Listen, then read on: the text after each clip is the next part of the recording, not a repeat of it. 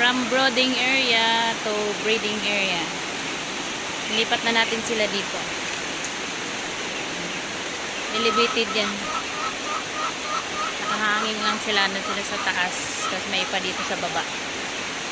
Para sa ating soon to be sperm stock. Bart, Plymouth Rock, saka Rhode Island Red. Pag iwalayin din natin ang kwarto yan, lilipat din natin dito sa iba yung Rhode Island. Ayusin ko pa yung kabilang kwarto. Yan. Kalipat na sila, maluwag na. Kasi din sa brooding, masikip sila sa brooding. Dahil malalaki na sila. Ang kukulit pa, naglilipad-lipad pa. Hello, no. 1 month mahigit na sila. 1 month and 8 days.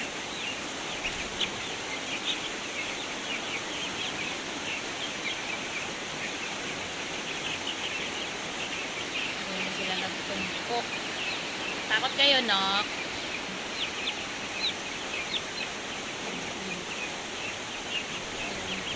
Kulit na. Umpisa nang magkulitan. Doon ka. Sana sila magkulitan. Maglilipad-lipad at magtatalon-talon yung mga yan dyan. Ano, nak?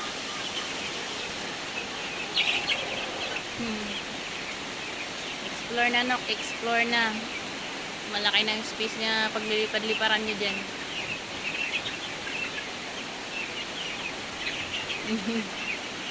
Tuwang-tuwa sila. Naglilipad sila, malayo na yung ano nila.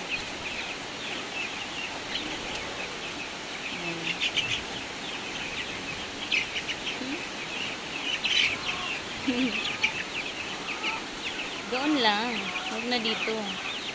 Pintuan na ito. Hello. Laura Delan. Tataas na ng mga lipad ah.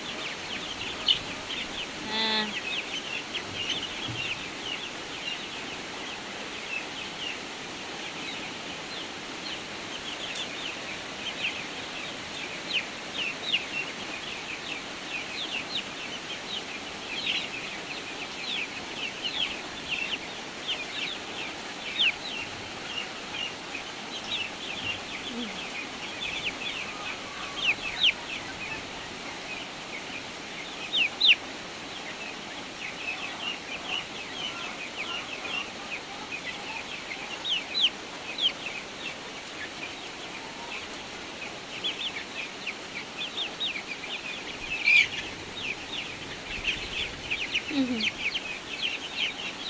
knock, knock, knock. Knock, knock, knock, knock.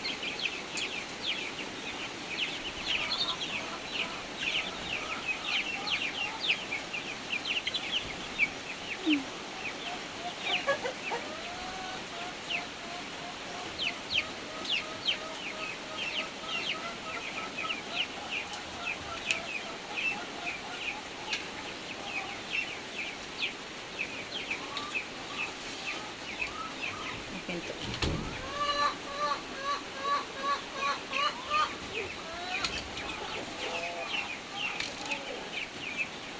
Ayan na kayo. May gagawin pa ako sa kabilang kwarto. Ayan, next kong gagawin. Elevated natin yan para maging tulad sa ganito. Ayan.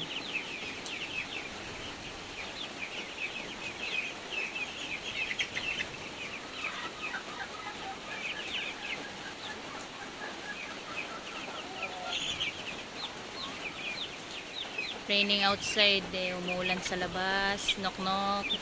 Ba kayo? Lakas ng ulan dito. Dami niyo akong kalmot oh. Nagtutuka niyo pa.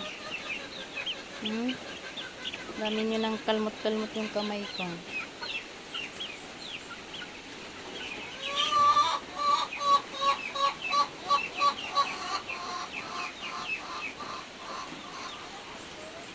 Leopard, Plymouth Rock. Soon to be hen.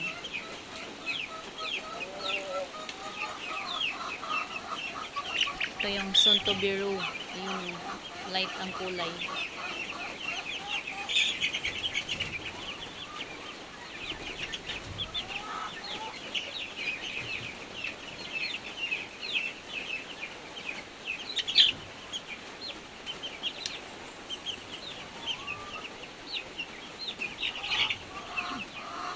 Ganyan sila kakulit doon sa brooding. Masikip na sila doon dahil malaki-laki na sila.